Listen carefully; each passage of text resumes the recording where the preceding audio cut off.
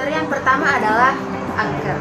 Pengertian angket atau kuesioner adalah cara pengumpulan data dengan mengajukan pertanyaan tertulis kepada responden. Kuesioner adalah daftar yang berisi pertanyaan-pertanyaan yang disusun berdasarkan tujuan penelitian atau konstruk variabel tertentu yang dikaji oleh peneliti. Daftar ini kemudian diberikan langsung atau dikirimkan kepada para responden yang akan mengisinya sesuai dengan pendapat mereka. Yang kedua adalah manfaat angket. Beberapa manfaat angket atau kuesioner dalam pengumpulan data adalah sebagai berikut. Yang pertama adalah untuk menjamin validitas informasi yang diperoleh dengan teknik lain. Yang kedua adalah bahan pembuatan evaluasi program. Yang ketiga adalah untuk mengambil sampling sikap dan pendapat dari responden. Kemudian ada kelebihan dan kekurangan angket. Beberapa kelebihan dari angket adalah sebagai berikut. Yang pertama adalah bila lokasi responden jaraknya cukup jauh, metode pengumpulan data yang paling mudah adalah angket. Yang kedua adalah pertanyaan-pertanyaan yang sudah disiapkan dapat menghemat waktu, menjangkau responden dalam jumlah banyak. Yang ketiga adalah dengan angket, responden dapat lebih leluasa untuk menentukan kapan dan di mana akan menjawab sesuai waktu dan kesempatan mereka. Kemudian beberapa kelemahan dari angket adalah yang pertama adalah metode ini kurang tepat digunakan apabila penelitian membutuhkan reaksi yang sifatnya spontan dan cepat. Kemudian yang kedua, metodenya kurang fleksibel. Pertanyaan hanya terpancang dan terbatas pada daftar yang sudah disediakan dalam angket. Kemudian yang ketiga, ada kemungkinan terjadi respons yang salah dari responden. Hal ini terjadi karena kurang jelasnya petunjuk atau pertanyaan dalam angket atau karena keraguan-raguan responden untuk menjawab. Kemudian adalah cara merancang angket. Cara atau langkah dalam merancang angket adalah yang pertama adalah menentukan informasi yang ingin diketahui secara spesifik. Langkah ini memastikan bahwa riset memiliki pemahaman yang baik tentang suatu isu penelitian. Kemudian menentukan jenis angket dan metode administrasinya guna jenis data sebagai dasar untuk menentukan jenis angket. Kemudian yang ketiga adalah menentukan isi dari masing-masing pertanyaan. Yang keempat, menentukan banyaknya respon dari setiap pertanyaan. Kelima adalah memilih kata yang digunakan pada setiap pertanyaan. Memastikan penggunaan kata yang sederhana untuk menghindari kata dengan makna ganda atau ambigu. Menghindari alternatif dari dan asumsi-asumsi implisit. Pertanyaan dibuat spesifik. Yang keenam adalah menentukan urutan pertanyaan. Gunakan pertanyaan pembuka yang sederhana dan menarik. Tentukan pertanyaan mendekati metode umum ke khusus agar jawaban dalam angket itu menjadi lebih terarah. Kemudian yang ketujuh, menentukan karakteristik fisik angket. Gunakan media yang profesional dan tidak terkesan murah. Bentuk fisik disesuaikan dengan responden. Kemudian ada yang kedelapan, yaitu uji kembali langkah 1 sampai 7 dan evaluasi. Memeriksa kembali kata dan kalimat dari setiap pertanyaan untuk memastikan bahwa pertanyaan tidak membingungkan responden dalam memberikan jawaban dari setiap pertanyaan yang diajukan. Evaluasi pertanyaan pada responden percobaan untuk mengetahui tingkat kesulitan jawaban responden. Kemudian yang terakhir adalah lakukan uji awal atas angket dan evaluasi. Melakukan uji awal angket melalui wawancara secara pribadi. Dengan responden meminta komentar dari pewawancara dan responden untuk menentukan setiap masalah dalam angket dan merevisi kembali angket jika diperlukan. Kemudian ada langkah-langkah pengadministrasian angket. Langkah pengadministrasian angket yaitu sebagai berikut. Yang pertama itu ada tahap persiapan, penetapan topik, penentuan variabel, penentuan indikator, penentuan prediktor, dan penyusunan pernyataan atau item. Kemudian ada tahap pelaksanaan yang terdiri dari mempersiapkan angket, menetapkan kapan angket akan disebar, dan merekap hasil angket. Kemudian ada yang ketiga itu tahap analisis hasil yang terdiri dari pengelompokan variabel yang akan ditabulasi, penyekoran jawaban dan menghasilkan persentase, kemudian kesimpulan dan penginterpretasian hasil. Kemudian yang terakhir pelaporan dalam bentuk profil. Nah, selanjutnya ada skala pengukuran angka. Macam-macam skala pengukuran dalam angket adalah sebagai berikut. Yang pertama ada skala Likert. Skala Likert adalah skala yang dapat dipergunakan untuk mengukur sikap, pendapat, dan persepsi seseorang atau sekelompok tentang suatu gejala atau fenomena sosial. Kemudian yang dapat berupa kata-kata antara lain sangat setuju, setuju, ragu-ragu, tidak setuju, sangat tidak setuju, selalu, sering, kadang-kadang, tidak pernah. Kemudian adalah skala Goodman. Tipe skala pengukuran ini adalah jawaban yang tegas, ya, tidak, benar, salah, pernah atau tidak pernah, positif atau negatif, dan sebagainya.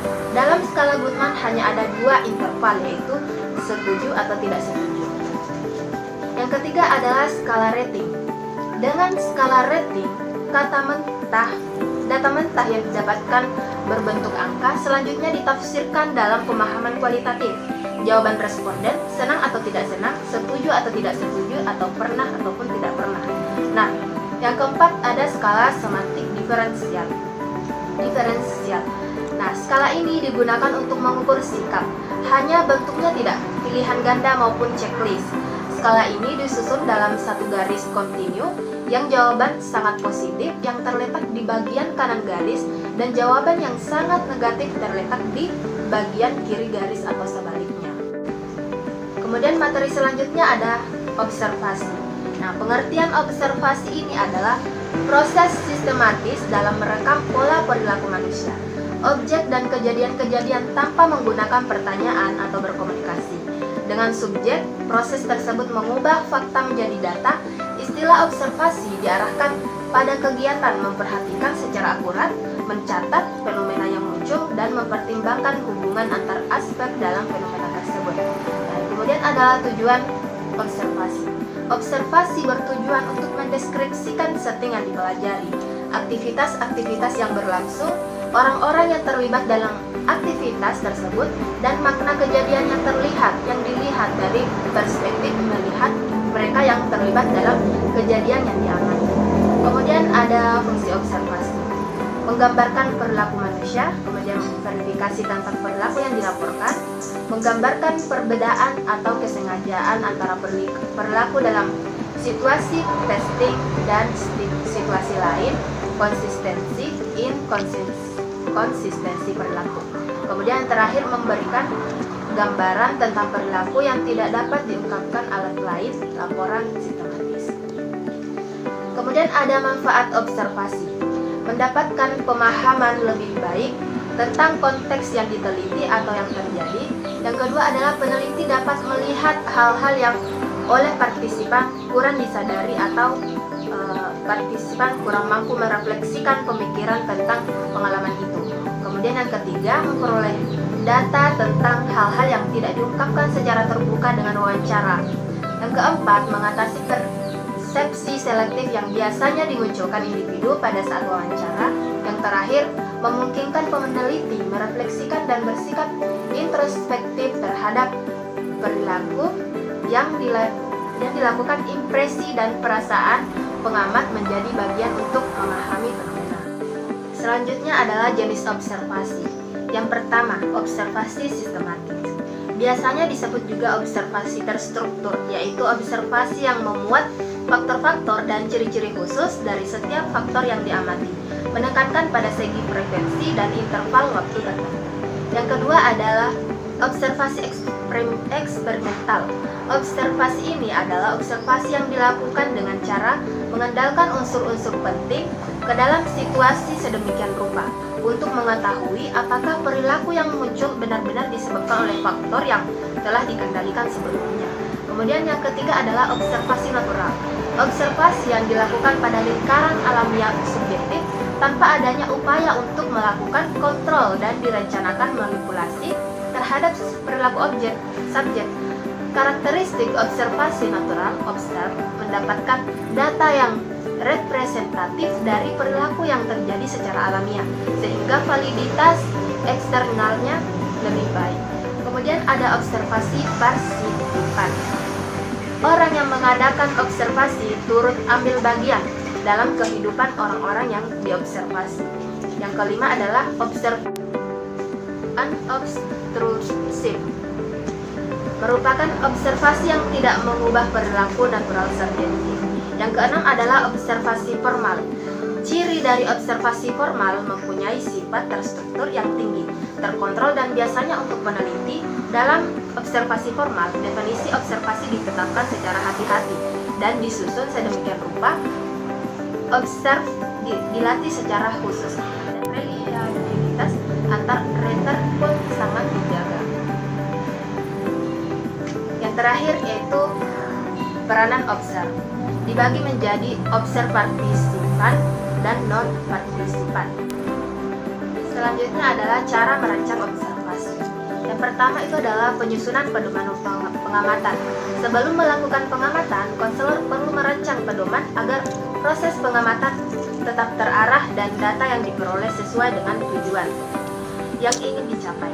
Langkah penyusunan pedoman pengamatan yaitu menetapkan tujuan pengamatan dan menetapkan bentuk format pencatatan hasil pengamatan sesuai tujuan.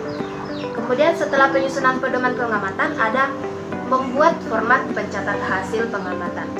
Apakah akan digunakan catatan anekdot atau skala penilaian atau penilaian numerik, skala penilaian grafis, dan daftar cek. Untuk mendapatkan gambaran tentang prosedur pembuatan, lakukan sesuai dengan langkah-langkah pemahaman dan contoh format pencatatan hasil pengamatan. Yang ketiga adalah melakukan uji coba pedoman pengamatan itu. Untuk memperoleh data yang objektif, maka setelah pedoman pengamatan selesai disusun, perlu dilakukan uji coba. Pengamatan langkah ini juga mengetahui apakah skala penilaian yang akan digunakan reliable atau tidak. Yang keempat adalah pelaksanaan pengamatan. Pada saat konselor melakukan pengamatan, perlu memperhatikan beberapa hal, seperti menetapkan peserta didik yang akan diamati, menetapkan jadwal dan tempat pengamatan, menetapkan jumlah konseli dan konselor,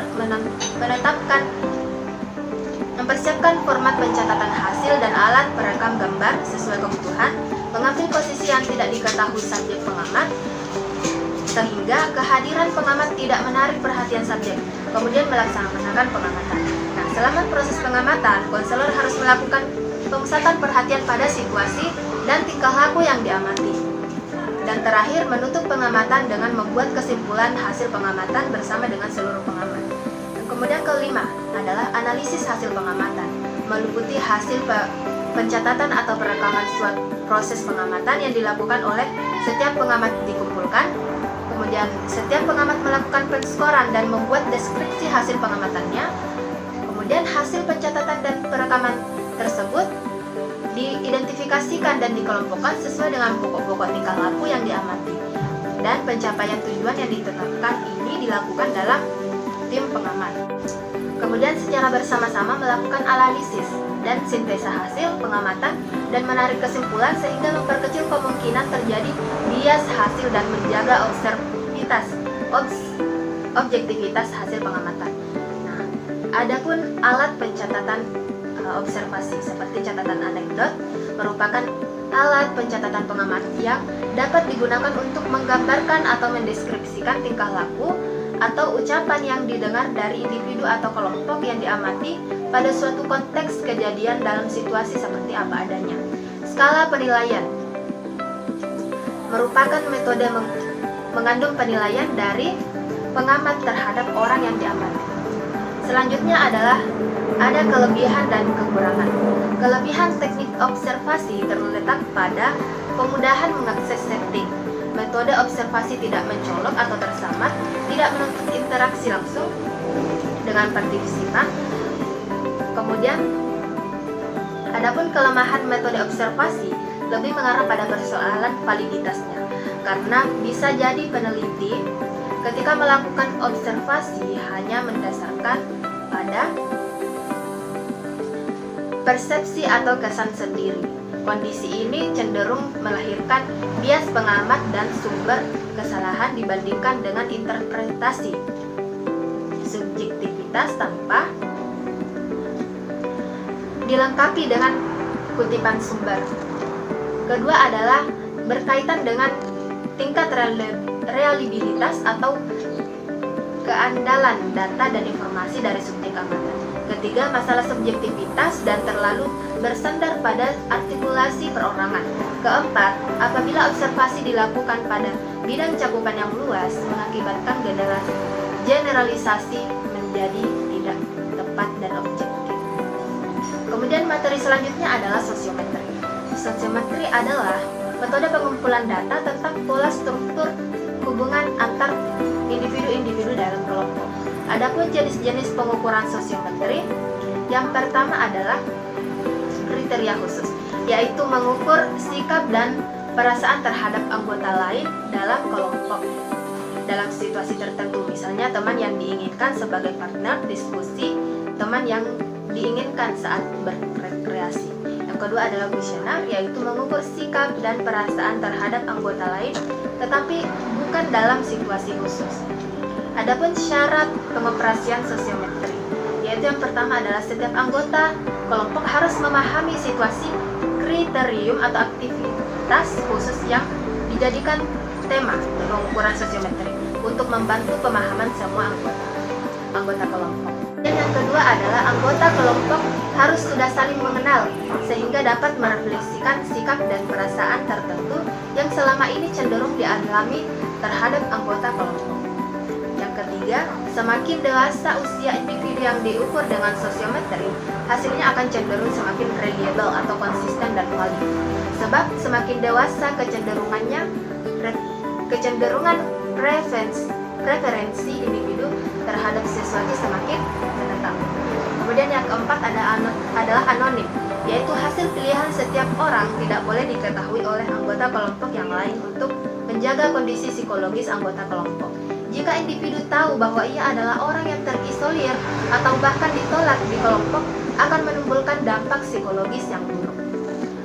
Adapun macam-macam atau jenis angket sosiometri, yaitu yang pertama adalah nominatif. Pada tipe ini, kepada setiap individu dalam kelompok dinyatakan siapa-siapa kawan yang disenangi atau tidak disenangi untuk diajak melakukan suatu aktivitas tertentu. Pilihan harus ditulis berurutan dari pilihan pertama atau paling disenangi, pilihan kedua, pilihan pertama diberi skor 3, kedua diberi skor 2, kemudian yang ketiga diberi skor 1. Selanjutnya adalah skala bertingkat. Pada tipe skala bertingkat disediakan sejumlah pertanyaan yang disusun bertingkat dari pertanyaan yang menyatakan hubungan paling dekat sampai hubungan yang paling jauh. Kemudian yang ketiga adalah siapa dia. Tipe sosiometri siapa dia disediakan pertanyaan tentang sifat-sifat individu sebagai pernyataan mengungkapkan sifat positif dan sebagian negatif. Setiap anggota diminta memilih kawannya yang memiliki sifat yang cocok dengan pertanyaan tersebut. Setiap individu dapat memilih lebih dari satu orang. Selanjutnya adalah langkah penyusunan angket sosiometri. Yang pertama itu adalah menetapkan tujuan. Penggunaan angket sosiometri merupakan langkah awal yang penting dilakukan guru pembimbing agar dapat menetapkan tipe angket sosiometri sesuai dengan tujuan yang ditetapkan. Yang kedua adalah menyusun angket sosiometri sesuai dengan pilihan tipe yang ditetapkan sesuai tujuan. Pelaksanaan asesmen. Hal penting dalam menyusun angket adalah perumusan pertanyaan atau pertanyaan yang sesuai dengan tujuan yang ditetapkan. Selanjutnya adalah kelebihan dan kekurangan sosiometri. Dalam sosiometri pun juga pastinya memiliki kelebihan dan kekurangan.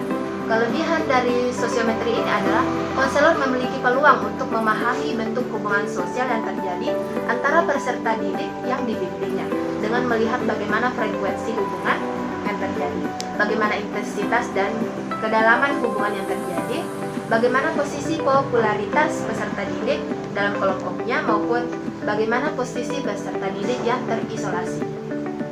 Kemudian informasi tentang fungsi individu dalam kelompok yang dihasilkan oleh sosiometri objektif sebab bersumber dari banyak individu. Kemudian dengan memanfaatkan hasil sosiometri, konselor memiliki peluang untuk melakukan beberapa proses bimbingan untuk memperbaiki hubungan peserta didik dalam kelompoknya. Adapun kekurangan dari sosiometri adalah yang pertama itu adalah hanya dapat diterapkan pada sekelompok peserta didik yang sudah saling mengenal satu sama lain dalam jangka waktu yang lama. Yang kedua, akurasi dan penggunaan sosiometri yang sesuai tujuan sangat ditentukan oleh kemampuan guru pembimbing dalam menyusun angket sosiometri. Yang ketiga, peserta didik tidak mudah untuk menerapkan pilihan teman, menetapkan intensitas hubungan yang selama ini terjadi, maupun saat menetapkan kriteria pribadi atau sifat-sifat anggota kelompok di kelasnya. Mengingat peserta didik umumnya cenderung memilih anggota kelompok bukan atas dasar pertimbangan dengan siapa mereka melakukan kegiatan dalam kelompok, melainkan lebih didasarkan pada pertimbangan rasa simpati dan rasa empati. Materi selanjutnya adalah pemahaman anak berkebutuhan khusus sebagai individu. Konsep diri bagi anak berkebutuhan khusus. Pembentukan konsep diri sangat dipengaruhi oleh bagaimana kondisi individu secara keseluruhan. Sebagaimana dibutuhkan di atas bahwa ada 3 faktor pembentuk konsep diri yang meliputi pengalaman, kompetensi dalam area yang dihargai oleh individu dan orang lain, serta aktualisasi diri atau implementasi dan realisasi dari potensi pribadi yang sebenarnya. Kemudian ada intervensi pendidikan dalam membentuk konsep diri yang positif bagi anak berkebutuhan khusus. Dalam mendampingi anak berkebutuhan khusus, selain orang tua, peran pendidik pun sangat berkontribusi dalam membantu anak berkebutuhan khusus untuk mencapai kemandirian melalui pengembangan konsep diri mereka. Selain membekali pendidikan dan dalam pendampingan dan proses pendidikan, bagi mereka pun harus dilakukan dengan penuh empati. Pendidikan yang diberikan pada anak berkebutuhan khusus hendaknya lebih mengedepankan sikap empati pada guru, di mana para guru memiliki kepedulian, rasa cinta, dan penerimaan terhadap kondisi mereka apa adanya. Materi yang selanjutnya adalah inventory. Nah, definisi dari inventory merupakan salah satu instrumen yang penting dalam memahami individu dalam upaya mengembangkan potensi dan penyelesaian masalah-masalah yang dihadapi. Adapun jenis-jenis inventory, yang pertama adalah personality inventories. Ialah inventories yang disiapkan untuk mengungkapkan aspek-aspek kepribadian seseorang. Yang kedua adalah interest inventories. Beberapa interest inventories yang terkenal adalah seperti strong vocational interest blank. Yang kedua adalah Fuder preference record. Kemudian yang ketiga adalah attitude inventories. Inventory ini sengaja disusun untuk mengukur sikap seseorang terhadap orang lain atau objek-objek kebudayaan hasil ciptaan orang-orang. Sikap boleh dianggap sebagai satu bagian dari kepribadian dan biasanya dihubungkan dengan perasaan-perasaan, emosi, serta merupakan faktor penting dalam mencantumkan reaksi-reaksi dan tingkah laku kita. Kemudian adalah ITP. Salah satu instrumen yang dapat digunakan untuk mengukur tingkat perkembangan peserta didik adalah ITP atau Inventory Tugas Perkembangan yang dikembangkan oleh Sonario dan kawan-kawan. Dengan alat ITP, guru pembimbing dan konselor dapat memahami tingkat perkembangan individu maupun kelompok, mengidentifikasi masalah yang menghambat perkembangan dan membantu peserta didik yang bermasalah dalam menyelesaikan tugas perkembangannya. Berdasarkan hasil pengukuran ini, dapat disusun program bimbingan yang memungkinkan peserta didik dapat berkembang secara wajar, utuh, dan sesuai dengan kemampuan yang dimilikinya. ITP mengukur 7 tingkat perkembangan. Nah, ketujuh tingkat perkembangan yang pertama adalah impulsif, dengan ciri-ciri identitas diri terpisah dari orang tua, bergantung pada lingkungan, berorientasi hari ini, dan individu tidak menempatkan diri sebagai penyebab perilaku. Kemudian yang kedua adalah perlindungan diri, dengan ciri-ciri peduli terhadap kontrol dan keuntungan yang dapat diperoleh dari berhubungan dengan orang lain, mengikuti aturan secara optimistik dan hedonistik, berpikir tidak logis dan stereotip, memiliki kehidupan sebagai zero sum game, dan cenderung menyalahkan dan mencela orang lain. Yang ketiga adalah konformistik, dengan ciri-ciri peduli terhadap penampilan diri, berpikir stereotip dan klise, peduli akan aturan eksternal, bertindak dengan motif dangkal, menyamakan diri dalam ekspresi emosi, kurang introspeksi, perbedaan kelompok didasarkan ciri-ciri eksternal, takut tidak diterima kelompok, tidak sensitif terhadap keindividualan, serta merasa berdosa jika melanggar aturan. Kemudian yang keempat adalah dengan sadar diri, dengan ciri-ciri mampu berpikir alternatif, melihat hamparan dan berbagai kemungkinan dalam situasi, peduli untuk mengambil manfaat dari kesempatan yang ada, orientasi pemecahan masalah, memikirkan cara hidup dan penyesuaian terhadap situasi dan peranan. Yang kelima adalah seksama, dengan ciri-ciri bertindak atas dasar nilai internal, mampu melihat diri sebagai pembuat pilihan dan pelaku tindakan, mampu melihat keragaman emosi, motif, dan perspektif diri, peduli akan hubungan mutualistik, memiliki tujuan jangka panjang, cenderung melihat peristiwa dalam konteks sosial, dan berpikir lebih kompleks dan atas dasar analistik.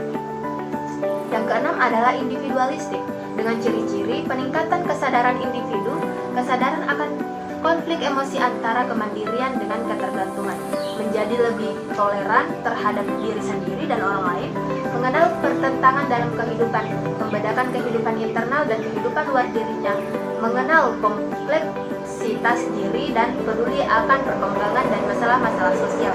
Kemudian yang terakhir adalah ada otonomi. Otonomi dengan ciri-ciri memiliki pandangan hidup sebagai suatu keseluruhan, bersikap realistik dan objektif terhadap diri sendiri maupun orang lain, dan peduli akan paham abstrak seperti keadilan sosial. Mampu mengintegrasikan nilai-nilai dan bertentangan, peduli akan self-fulfillment, ada keberanian untuk menyelesaikan konflik internal, respek terhadap kemandirian orang lain, sadar akan adanya saling bergantung dengan orang lain, mampu mengekspresikan perasaan dengan penuh